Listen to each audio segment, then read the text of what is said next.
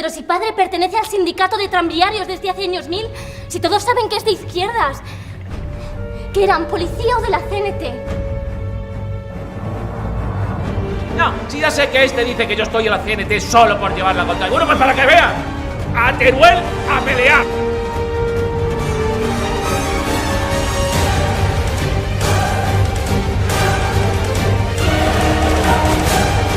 Que se enteren esos fascistas de qué pasta estamos hechos los madrileños.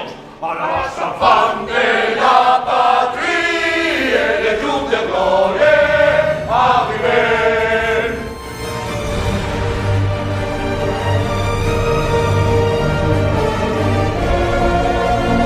Para un comunista hay cosas que cuentan primero. O no se es comunista.